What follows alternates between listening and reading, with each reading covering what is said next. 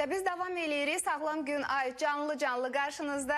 Hər kəsi salamlayıram. Yeni qoşulan tamaşaçılarımıza da söyləmək istəyirəm ki, proqramımız canlı yayımlanır. Hər an bizə qoşula bilərsiniz.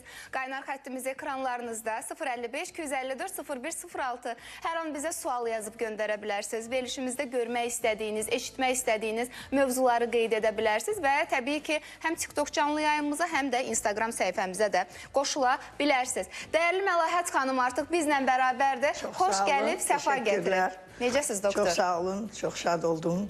Dəvətinizi çox sevirəm, çox sağ olun. Uğurlar olsun sizə. Var olasınız doktor. Hər zamanki kimi maşallah bugün də şıqsız və dəyərli Məlahət xanım, Məlahət Qəhrəmanova Nərgiz Tibb Mərkəzinin baş həkimidir, tibb elmləri doktorudur bilirsiniz və bugün də əli boş gəlməyib. Çox maraqlı mövzularla qarşınızda olacaq. Ötən dəfəki söhbətimiz o qədər bəyənilib ki, doktor. Deməli, TikTokda artıq 250 mindən çox baxılıb.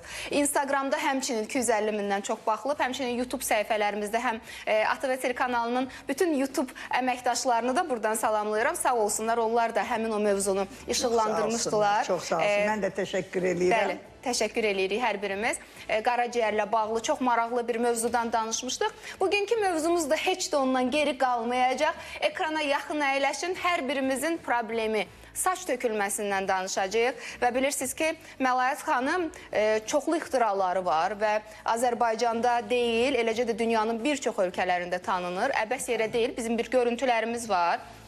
O görüntülərdə görəcəksiniz, 20 dekabr 2022-ci ildə İngiltərədə Oxford Liderlər Sammitində ixtiralarına görə Oxford Birliyinin fəxri professoru diplomu və qızıl medalı ilə təltif olunub.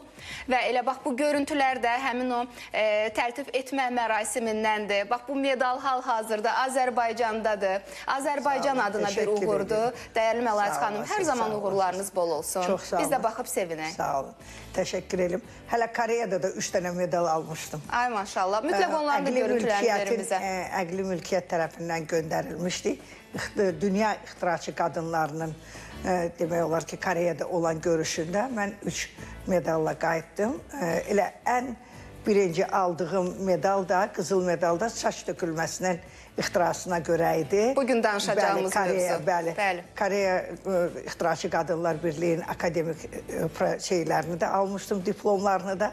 Yəni bunu nəyə görə deyirəm? Saç tökülməsi bugün çox qlobal mövzudur. Nəinki Azərbaycanda, bütün dünyada bugün çox yaygın bir mövzudur. Bura daxildir ekologiya, bura daxildir bizim qida rasionumuz, bura daxildir bizim həyat tərzimiz. Yəni bunların hamısı illər keçdikcə təbii ki, öz təsirini göstərir. Orqanizmdə hər hansı bir xəstəlik olur olsun, istər dəridən tutmuş, istər daxili orqanlarda gedən bütün patologiyalar saça öz təsirini göstərir. Saç qadın üçün deyil, kişilər üçün də, hər kəs üçün çox önəmli aksesuardır. Çox gözəllikdir. Hər bir kəs onu çox sevir. Amma son illərdə mən deyərdim ki, son illərdə saçla bağlı o qədər belə ürünlər, serumlar, müəyyən fikirlər, müəyyən deyərdim ki, reseptlər səslənir və bunların hamısı təbii ki, öz deyərdim ki, təsiri ola bilər. Amma burada tibbi baxımdan normal yanaşdıqda bunun altında yatan o qədər səbəblər olur ki, o düzgün müalicə olunduqda daha yaxşı effekt almaq olur. Çünki saçın tökülməsi bugün hamı deyə bilər ki, saçım tökülür, qlobal mövzudur. Uşaqdan böyüyə hər kəsdə saç tökülməsi olur və var. Və bugün ən çox mən bunu dəyərləndirirəm. Qida rasionunun normal olmaması, keyfiyyətsiz qida. Bəlkə də bu belə çox bəsit səslənir ki, qida rasionu yeməklə olsun. Burada bəzi məqamlar var ki, mən onları get-gedə açıqlamağa çalışacağım ki, hər kəsə aydın olsun ki, bu nədən gedir söhbət. Biz hər yerdə gördüyümüz ürünlər var, serumlar var, şampunlar var. Şampunu mən müalicə vasitəsi saymıram. Şampun yuyucu vasitədir. Yəni şampun müalicə vasitəsi deyil. Amma insanlar bunu daha çox qloballaşdırırlar ki, mən filan şampundan istifadə elədim, filan şeylə yudum.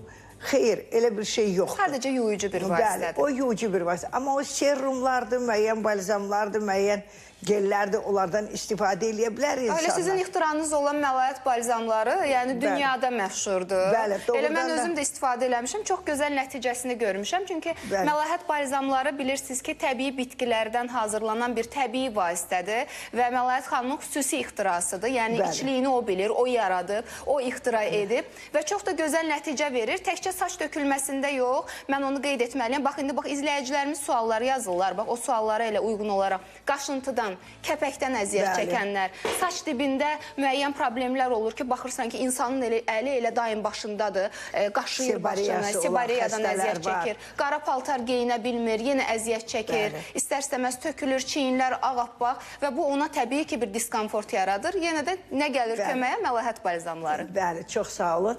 Baxın, saç dibinin qaşınması, yağlılığı, kəpəyi, qızartıları, bunlar doğrudan həqiqətən də bugün çox yayılmış bir mövzudur və insanlar ona çox müraciət edirlər.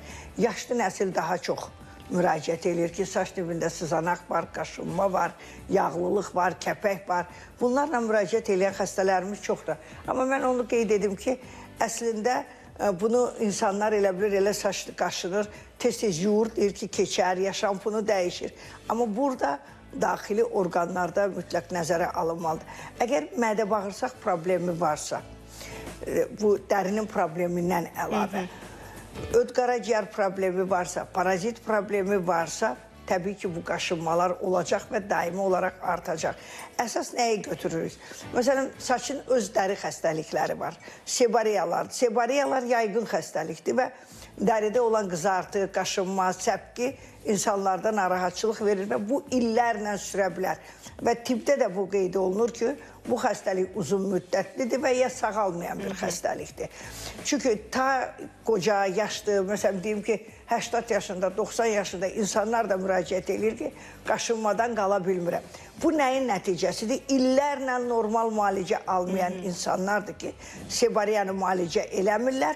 Bu illərlə qalır, yaşlaşdıqca da bu daha kəskin hala düşür və immun sistem zəiflədikdə bunlar daha aktiv olur. Mədə-bağırsaq problemində problem olduqda, parazit olduqda belə xəstəliklər aktivləşməyə başlayır. Və bundan başqa patogen mikroblar ola bilər, dəmirovlar ola bilər. Psoriaz çox vaxt deyirlər, dəmirovlarla məsələn çox müraciət gəlir. Elə xəstələrimiz çox olur. Amma əsas biz nəyi nəzərə almalıyıq? Birinci növbədə gigiyenik qaydalarla yanaşı daxildə gedən o xəstəlikləri nəzərə almaq lazımdır. Mədə-bağırsaq problemi olan, mədə xorası olan, qastriti olan, ola bilər ki, məsələn, xroniki qastriti var xəstənin, uzun müddət, məsələn, mədə xorasından əziyyət çəkir, qızartı olur, reflüks olur, mədə problemləri olur. Bu xəstələrdə necə olur? Lazım olan vitaminlər orqanizmə sorulmur. Sorulmadığı üçün vitamin balansı da zəifləyir. Vitamin balansı zəiflədikdə təbii ki, saçlar qırılır, tökülür, problemlər yaranır. Hormonal problemlər. Hormonlarda ən çox TSH qalxanda, TSH qalxanda belə xəstələrdə nə olur? Saçda qırılma, dolaşma, quruma, əlini artır, saç dolaşır, qırılır və quru olur. Bu saçlarda hormonları mütləq nəzərə almaq lazımdır. Tiroidlərin vəziyyətini, yəni menstrual siklin pozulması, aybaşı problemi olan qadınlarda, qızlarda bu qlobal bir problemdir. Bununla yanaşı stres faktorları, özü də saçın tökülməsində böyük rolu var. Stres faktorları bilirik ki, əsəb, gərginlik, depressiyalar, bunların hamısı saça öz təsirini göstərir. Bundan başqa vitamin balansının zəif olması, vitamin çatışmamazlığı. Parazitlər xəstəlikləri mən həmişə vurğulayıram. Parazitlər orqanizmdə olduqda, biz məsələn, gələn uşaqların 90%-ni biz qurda yoxlama aparırıq. Bir uşağın ki, qurdu var, istər onda alopesiya olsun, istəyir ümumi tökülmə olsun, istəyir başqa problemləri olsun. Və indi sizin verilişdə yadıma bir şey düşdü. O gün mən onu istəyirdim Zaur verilişinə gəlsin. Bizimləsən də. Bəli, bizimləsən verilişində bir dənə oğlan uşağı vardı, 17-16 yaşı var idi. Elə sezonun sonunda, may ayında vermişdilər. O uşağın saçları tamamilə seyrəlmişdi. Amma indi o uşağın saçları çox qəşəng dolub. Maşallah. Çox gözəl dolub da. İndi məsələn bir var ki, ümumi tökülmə, bir də var tam töz seyrəkləşmə getmişdi. Saç dibinin görünməsi. Bəli, o həddindən artıq bu androgen tipli tökülmələrdir, kişi tipli tökülmələr. Amma bunlarda bu tam fərqlidir. Bilirsiniz, alopesiyaların da fərqləri var. Rubçovu düyünlü alopesiyada, çapıqlaşmış alopesiyalardır. Bunlar ən çox travmalardan yaranan alopesiyalardır. Bu şəkillərdə də görürük. Bəli, bu şəkilləri məsələn dəfələrlə biz baxırıq, görürük. Amma elə xəstələr var ki, uzun müddət bunlardan əziyyət çəkir, müalicəni yetərli almırlar. İnsanlarda belə bir fikir var ki, məsələn, bu cür xəstələr, alopesiyası, saçında tam keçərli olur. Bu cür olmuşdur. O oğlanın, bax bunu saxlayın. Oğlanda, bax 16 yaş dediyim oğlanda, bunu da sonra elə bizimlə sən verilişində olan bəli, həmin xəstədir. Bax, gördüyünüz saç bu formadaydı. Tamamilə seyrəkləşirdi. Və biz onu müalicə elədik, indi tam dolub, çox gözəl də effekti var. Uşaq böyük fərq eləmir. Görün nə qədər həyat keyfiyyəti aşağı düşür. Görün nə qədər kompleks hissi keçirir. Çox depressiyada olur uşaqlar. Məktəbə getməyən uşaqlar var. Hansı ki, qaşı tökülüb, saçı tökülüb. Sizin sayənizdə, bax elə bax bu formada, bax bir qızımız. Baxın, o nə heç... Bu saçsız necə görünür? Saç insanın doğrudan da gözəlliyidir və qısa müddətdə nəticələr verir doktorumuz. Bəzən görürsən ki, bir 5-6 il tamamilə keçəl formada gəzirlər və sonra tez nəticə istəyirlər. Nəzərə alın ki, 5-6 il siz artıq bu formada gəzmişsiniz. Tez nəticədən söhbət gedə bilməz. Biraz vaxt lazımdır, zaman lazımdır bərpa üçün. Baxın, bizim verdiyimiz müalicələr, alopesiyada bizim verdiyimiz müalicələr sırf təbiidir. Heç bir hormonal dərmandan, heç bir kimyəvi preparatdan istifadə edən. Bu qızın saçı indi çox buruq, çox gözəldir. Orada təzə çıxan vaxtlarıdır. Yəni, mən sizə deyim ki, uzun müddət belə xəstələr bizə müraciət edir və xəstələr fikirləşir ki, mən getdim, hansısa həkim mənim saçımı tez çıxartdı. O xəstələrin hamısı yenidən qayıdır Nərgiz klinikasına. Niyə? Çünki hormonal həkim protokolla müalicəni verir. Mən heç vaxt həkimləri günahlandırmıram. Həkimlərin elədiyi protokolla düzgün müalicədir. Hormonaldən başqa şey istifadə eləyə bilmir. Sadəcə mənim Nərgiz klinikasında... Bəli, fərqli olaraq mənim ixtiralarım əsasında hazırlanan öz patentləşdirmə məhsullarımdır. Yəni, bu sayəsində mən onlardan effekt ala bilirəm. Yəni, sizi fərqləndirən xüsusiyyət də budur da. Bəli, tam təbii. Biz Nərgiz Tibb Mərkəzinin baş həkimidir, bilirsiniz, bizim dəyərli Məlahət xanım və uzun illərdir ki, fəaliyyət göstərir. Ən azı elə TV-yə çıxışım mənim efirdə olduğum müddət qədərdir. 20 ilim tamam olacaq, mənim inşallah növbət deyil. Birgə addımlamışıq, bəli. Artıq 20 ildir ki, mən Məlahət xanımı tanıyıram. Yadımdadır, bizim səhərdə ilk dəfə, həmin o mən aparıcı olanda doktorumuz ilk dəfə efirə çıxmışdı. Bir addımlamışıq demək olar və 20 yubileyimizi gərək qeyd eləyək. Mütləq, bu il eləyərik inşallah. Mütləq inşallah.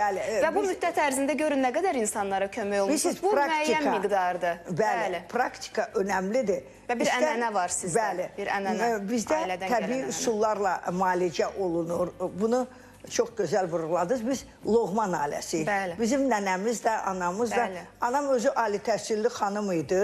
Amma nənəmin reseptlərinlə uzun müddət, məsələn, laboratoriya sistemində işləmişdi. Uzun müddət, məsələn, özünün əlavə ixtisası var idi. O da çox məşhur idi. Ona rəhmət eləsin. Bəli, Səyyad xanım. Onun bəhrəsidir bugün biz. O, həmin reseptlərdir ki, mən patentləşdirmişəm. Həmin ixtiralarımın kökündə məhz bizim elə öz... O ənənəniz, ailə ənənəniz dayanır. Bəli, Loğman ailəsi olaraq olar. Yəni, mən bunlara elmi əsas verdim, onları açıqladım, onları patentləşdirdim.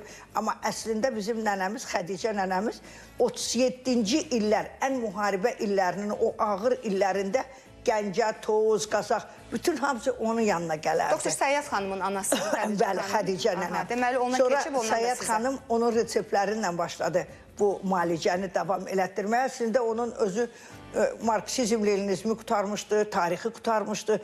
O öz ixtisasından fərqli olaraq nənəmiz, o deyirdi, mən həkim deyiləm, amma Loğman olaraq... Bu da bir xüsusi vergidir, bir istedaddır. Loğman olaraq o reseptlərlə başladı. Sovetlər devri dağılandan sonra, Sovetlər dönəmində heç kim bunlarla məşğul olmağa icazə yox idi. Təbii müalicələr yox idi. 1997-ci ildən Türkiyədə bu rəsmi olaraq təsdiqləndi və universitetlərdə müasir fitoterapiya bu saat çox önəmli dərsliklər var. Yəni bir elmdir, fitoterapiya hal-hazırda çox böyük bir elmdir. Baxın, fitoterapiya tibb elminin təməlini qoyub, tibb elminin kökündən gələn bir elmdir.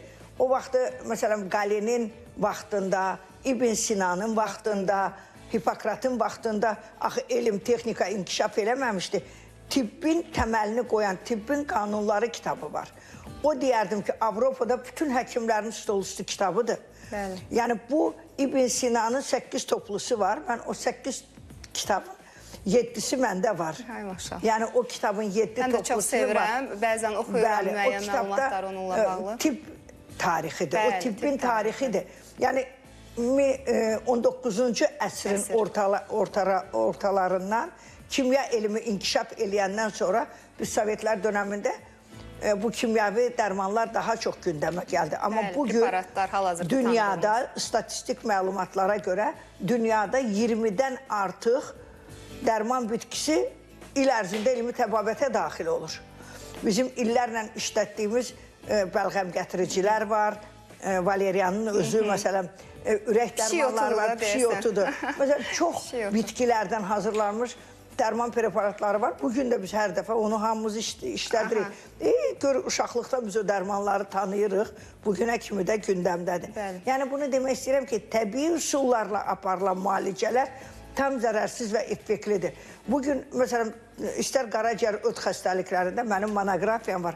Monoqrafiyada məhz qaraciyər öddə istifadə olunan dərman bitkilərinin elmi araşdırması aparılıb və o təsdiqlənib. Yəni, bugün mənim apardığım işlərin elmi əsası var. Bəli, elmi əsaslı aparılır. Yəni, onların hamısı senzuradan keçmiş, rəsmi qeydiyyatda olan dərman bitkiləridir istifadə etdiyimiz. Rəsmi dərman bitkiləri ki, var ki, biz onları gündəlik təbabətdə istifadə edirik və o patentlərdə də onlar görünür. Məsələn, götürək saçın tökülməsində istifadə etdiyimiz dərman bitkiləri. Bunlar hamısı Azərbaycanın dərman bitkiləridir. Heç bir qarmonalni, heç bir kimyavi bitkidən mən kimyavi dərmanlardan istifadə etmirəm. Ona görə də nəticə qalıcı olur. Əsas məsələ odur. Bayaq çox gözəl qeyd elədi. Sizi bölmək istəmədim o hormonal preparatlarla bağlı. Bu olsun dəri səpkilərində, olsun saç tökülməsində, saç dibində olan seboreyada. Görürsən, bəzən yazırlar müəyyən hormonal preparatları uşaqlara, böyüklərə istifadə edirlər. İstifadə etdikləri müddətdə nəticə gözəldir, superdir. Bu hormonal dərmanı da nə qədər istifadə eləyəcəksən? Bunun da bir müddəti var da. Davam, yəni müalicə. Ondan sonra yenidən qayıdır. Təbii ki. Müddət qalıcı olmalıdır. Bu nəticə qalıcı olmalıdır. Doğrudur. Amma məsələn, insanlar daha tez müalicəyə can atırlar. O qədər yeməyimizdən tutmuş, hər bir şeyəcən daha rahat. Paltar yağından tutmuş, tostoranından tutmuş, qabyanından tutmuş. Yəni, texnika inkişaf etdikcə insanlar daha da təbii vasitələrdən uzaqlaşır. Amma bugün dünyanın hər yerində hər bir şeyə təbii axtardılan kimi təbii müalicələrə də daha çox üstünlük verilir. Alopesiyanın indi ikinci bölümdə daha çox geniş danışacağım. Hansı ki, bax, onunla da bağlı bizə hal-hazırda sual yazan izləyicilərimiz var. Vaxtımız boldur, suallarınızdan səsləndirəcəm. Heç narahat olmayın. Amma Nərgiz Tibb Mərkəzinin baş həkimi, dəyərli tibb elmləri doktoru Məlahət Qəhrəmanovanın qəbuluna yazılmaq istəyənlər var. Onlar üçün əlaqə nömrəsini qeyd edirəm.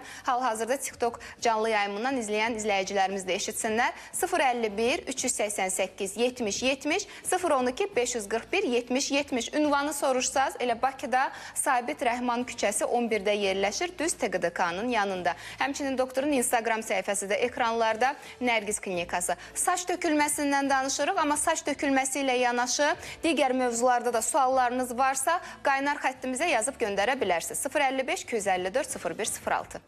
Bir mövzularla canlı qarşınızdayıq. Hər kəsi salamlayıram və qeyd edim. Hal-hazırda studiyamızın dəyərli həkim qonağı Nərgiz Tibb Mərkəzinin baş həkimi, tibb elmləri doktoru Məlahət Qəhrəmanovadır. Bir daha xoş gördük sizi, doktor.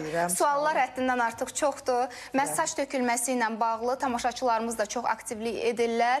Və belə bir sual var, istəyirəm onu səsləndirim, doktor. Deyir, saçım çox tökülür, amma analizlərim normal çıxıb.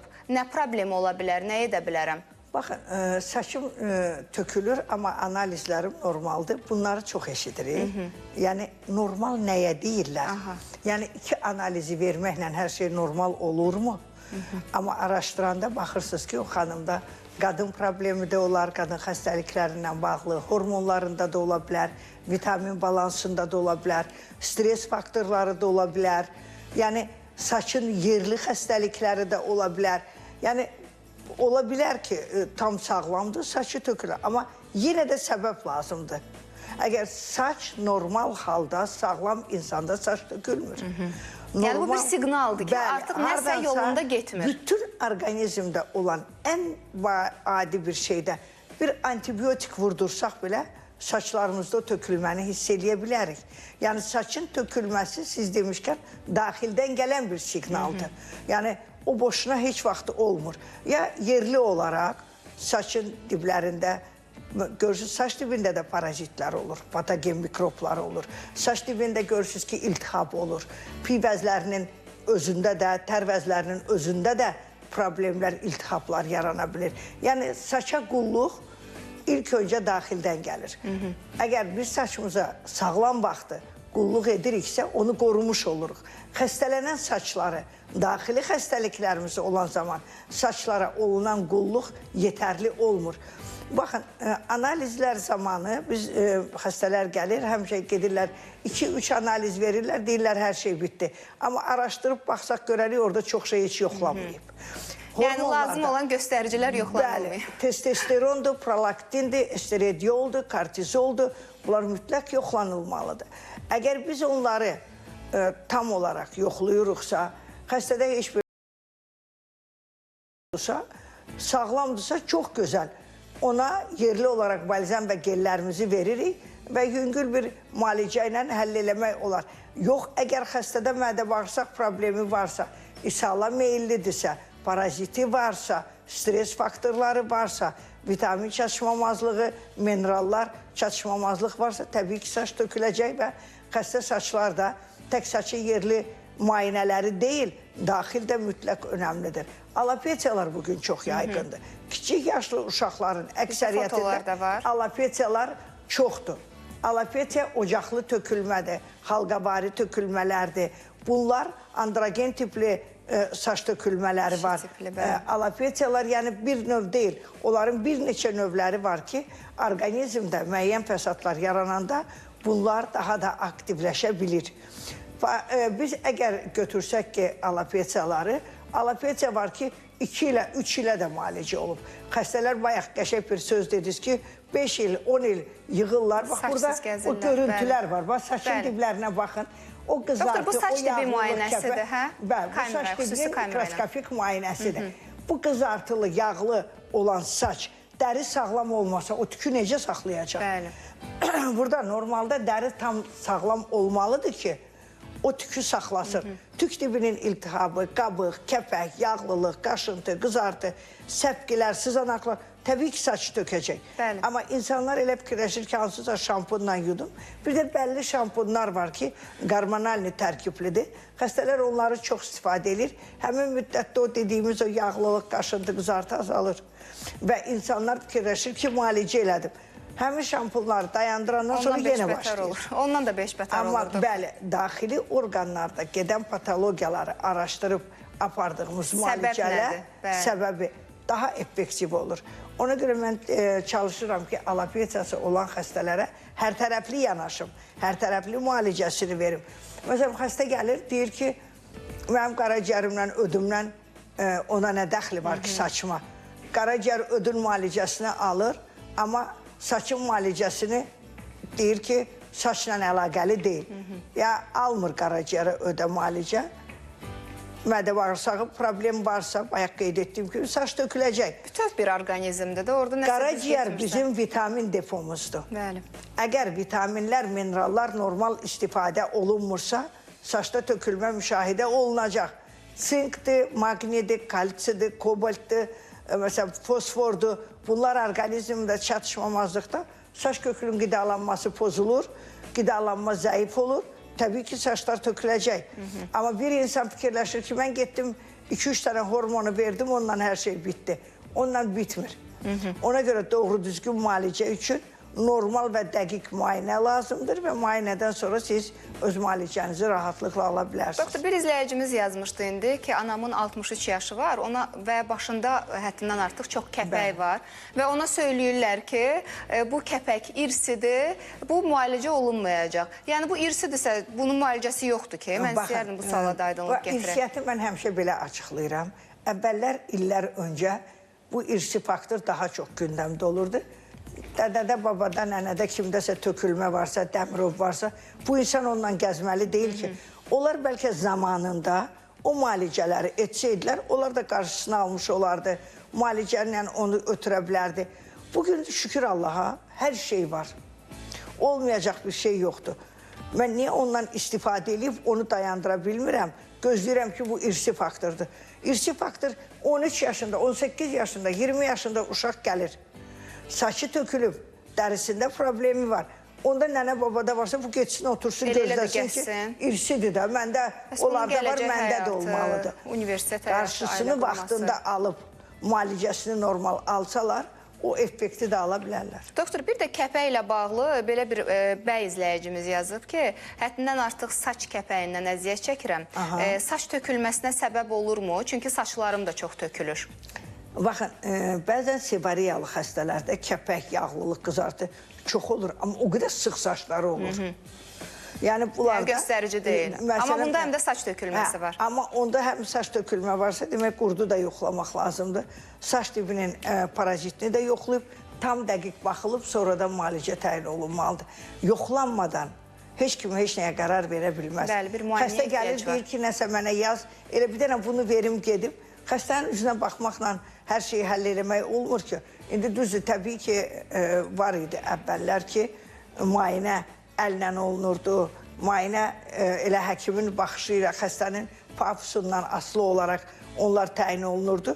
Amma indi şükür Allaha ki, texnika inkişaf edib, elm inkişaf edib, hər şeyi araşdırıb doğru düzgün müalicə vermək olar. Səbinə xanım belə bir sual yazır ki, doktoru da salamlayıram. Günay xanım, saçım yağlanır, tökülür. Hər gündə yuyuram, amma yağlılıq getmir. Nə məsləhət görər doktor? Burada hormonlar mütləq yoxlanılmalıdır. Yəni, bu çözüm deyil. Hər gün yumaq, birincisi düzgündür.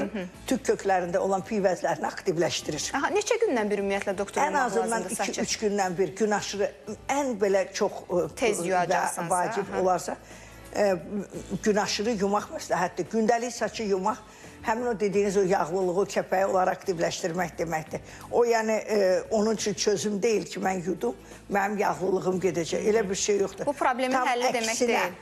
O, tam əksinə olaraq onu aktivləşdirmiş olur.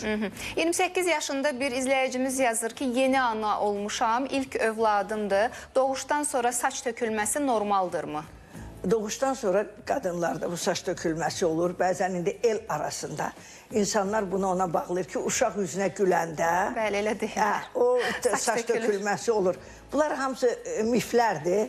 Yəni, versiyalardır, belə bir şey yoxdur. Bədənin vitaminləri gedir, ona görə də tökülür. Təbii ki, o immun sistem zəifləyir, vitamin balansı... Xüsusən də süd vermə dönəmi varsa, o müddətdə valideyndə təbii ki, saç töküləcək. Yəni, o zaman düzgün qida rasionu, düzgün, məsələn, müayinələr olunsa, tez bir vaxtda onun qarşısını almaq olar. Və bir izləyicimiz də belə bir maraqlı sualı yazıb ki, evdə edilən maskalarla saçları bərpa etmək mümkündürmü, doktor? Baxın, evdə edilən maskalar çox gözəl. Amma bir adamın saç dibində yağlılıq varsa, qızartı varsa, sızanaq varsa, dərisinin problemi varsa, bu çox yanlışdır. Amma normal sağlam saçlar üçün təbii ki, maskaları istifadə edə bilərsiniz, bu çox gözəldir. Amma dərinizin problemi olduğunda siz o maskaları qoyub, onları aktivləşdirib, o dəri problemini daha çox artıra bilərsiniz. Saçla bağlı o qədər suallar yazır. Həm bəylərimiz, həm də xanımlar çox aktivsiz, həmişə olduğu kimi.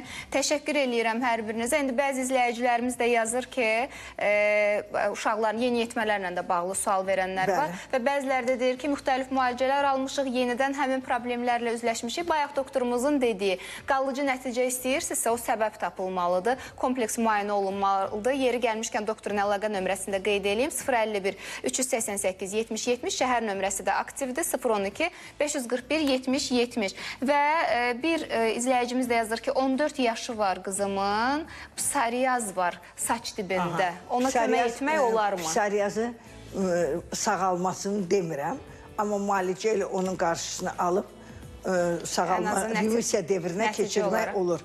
Amma tam olaraq onun getməsi mümkün deyil və gedib qayıda da bilir. Aha, 34 yaşlı Həbib adlı izləyicimiz yazır. Saçım tökülür, nə edə bilərəm? Doktorun da dediyi kimi bir müayinəyə ehtiyac var və hal-hazırda fotolarımız var. Əvvəl və sonra nəticələr, tamamilə saçı tökülmüş balalarımız, böyüklər. İndi elə insanlar var ki, onlar razıdırlar fotolarının göstərilməyinə. Elələri də var ki, onların fotolarını göstərə bilmirik. Amma doktorumuzun Instagram səhifəsinə də keçid alıb nəzər sala bilərsiniz. O qədər belə xəstələrimiz var ki... Fotoları verək, zəhmət olmasa. Bəli. O qədər belə xəstələrimiz var ki, saçları çox tökülür, müalicə də olunurlar. Hamı siz dediyiniz kimi efirə çıxa bilmir. Yəni, təzə görüntülərimiz çoxdur. Siz demişkən, bəziləri istəyir, bəziləri istəmir. Çox adam, məsələn, bu köhnə şəkilləri olan xəstələrimiz var ki, onlar indi gəlin gediblər. Allah xoşbəxt eləsin onları. Deyirlər, ay doktor, utanırıq, bizim şəkillərimizi oradan götürür. Neçəsini götürmüşük. Yəni, belə olur. Amma real nəticələrdir də, yəni bunlar hamısı real insanlardır. Amma elələri də var ki, deyir, doktor, eyb yox, mənə olan bir şeydir, amma bu günümə şükür. Bilirsiniz necə, onların sayəsində digər insanlar da bu problemin həlli olduğunu bilirlər. Çünki bəzən ətrafımızda elə insanlar olur ki, bayaq bir izləyici öz anası ilə bağlı yazmış. Mən oxuyanda mənə gülməli gəldi, amma yəni burada gülməli heç bir hal yoxdur. Bu deməkdir ki, bunu hər zaman deyirlər, səndə irsidir, otur buna döz.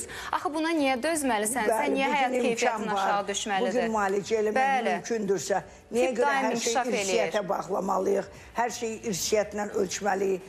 Saçı tökülmələrində çox səbəblərdə insanlarda depressiyalardır.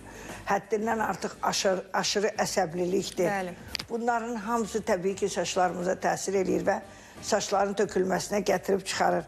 Mədə-bağırsaq problemləri olan insanların əksəriyyətində saç tökülmə var və onu irsiyyətə bağlamaq, nəyəsə bağlamaq düzgün deyil. Yəni, vaxtında, anında müalicəni alsanız, daha effektli nəticəsi ola bilər. Doktor, hər yaşda izləyicilər yazır. Çox təəssüf ki, bax, deyir və ard-arda oxuyuram. Deyir, 18 yaşlı qızımın saçı tez yağlanır, neyniyə bilərəm? Bir valideyn bunu yazır. Digər valideyn yazır. 13 yaşındakı qızımın saçı tökülür. 17 yaşında oğlumun saçı tökülür. Yəni, yaşın fərqi yoxdur, hər yaşda olan. Bura hər şeyə irsi faktoru bağlamaq olmaz. Olmaz. Əgər saç, siz elə bilirsiniz ki, 80 yaşında, 70 yaşında, 90 yaşında gələnlər yoxdur ki, saç dibinin qaşınmasından əziyyət çəkirlər.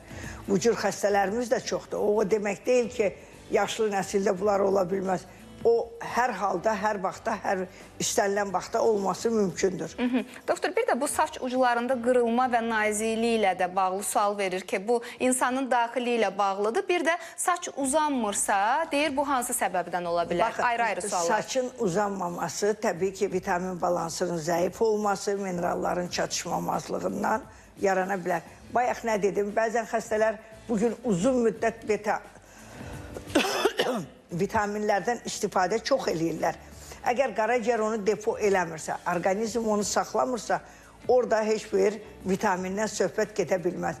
3 ay, 6 ay flakonla içilir vitamindir. Bir ay sonra klinikaya gəlir, deyir, məndə hər şey normaldır. Deni yoxlayanda görürük ki, D vitamini aşağıdır. Kalsisi aşağıdır, sinki aşağıdır. Sovrulma yoxdur bədəndə, mədə bağırsaq. Çünki qaraciyər onu depo eləmirsə, o qaraciyər sorulması yoxdursa, mədə bağırsaq problemi varsa, təbii ki, o saçlar qidalana bilmədiyi halda töküləcək. Doktor, saçdan keçdi, indi saqqala, saqqalından da bağlı çox yazırlar. Xüsusən təbii ki, oğlanlarda. Bunlar alopesiyanın siqnalıdır, əlamətləridir. Əgər saqqalda tökülmə varsa, bir müddət sonra başda da var. Belə xəstələr çoxdur gələnlər. Onlar, məsələn, müalicə alırlar, müalicə müddətində görsən ki, bir müəyyən tanınmış məhsullar var. İstifadə edirlər, müvəqqəti yaxşı olurlar. Dayandıran kimi yenə tökülür.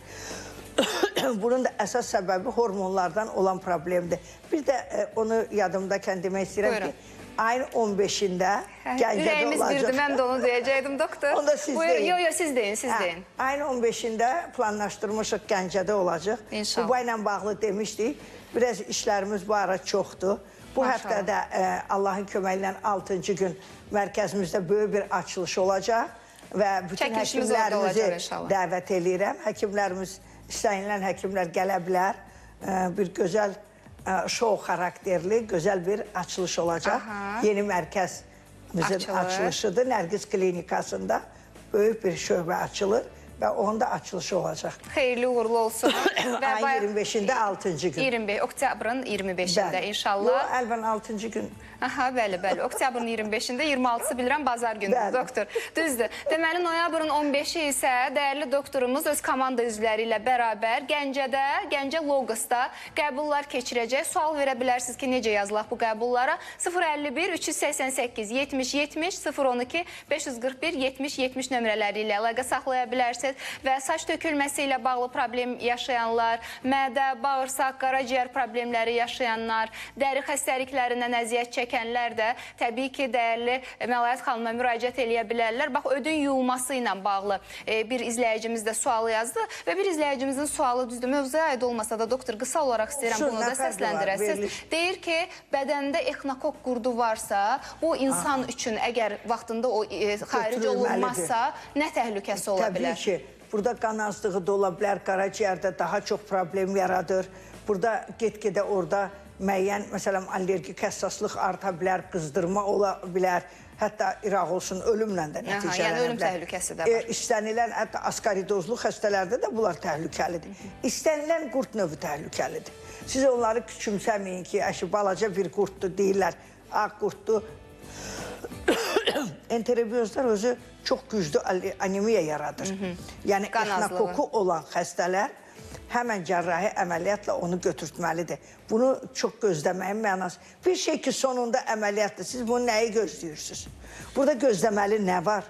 Zamanında çox yayılmamış götürün ki, o get-gedə arı pətəyi kimi yayıla bilir. Exnokoklar ən çox qaraciyərdə, ağciyərdə olur. Qaraciyəri məhv eləməmək üçün zamanında vaxtında gedib o düzgün o bölgəni götürsəniz, sonradan əziyyət çəkməzsiniz. Ona görə gözləməyin mənası yoxdur. O da heç bir müalicə ilə götürülmür. Kim deyir ki, mən onu müalicə edirəm? İnanmayın. Çünki exnokokun müalicəsi yalnız cərrahidir. Bəli, onu xaric etmək. Qurdun parazitologiya mərkəzi olaraq mən deyərdim ki, bütün növ parazitlərin bu 43 il stajım var mənim. 44-cü ilə gedir. Bu illər ərzində biz gördüyümüzü görmüşük. Bunu deməklə deyil. Doktor, yenə bugün də faydalı olmağı bacardınız. Maşallah olsun. Doktor, bu qədər pasiyentin içindən, bu qədər işin içindən bizə də vaxt ayırdığı üçün mən ona öz təşəkkürlərimi bildirirəm. Doktor, nə yaxşı ki, varımızsınız. Və bizim dəyərli doktorumuzla əlaqə saxlamaq istəyənlər üçün bir daha əlaqə nömrəsini qeyd edirəm. Həmçinin noyabrın 15-i Gəncədə doktorun qəbuluna düşmək istəyənlər də bu nömrə ilə əlaqə saxlaya bilərlər. 051 388 70 70 012 541 70 70. Sonda təşəkkürlərim olacaq.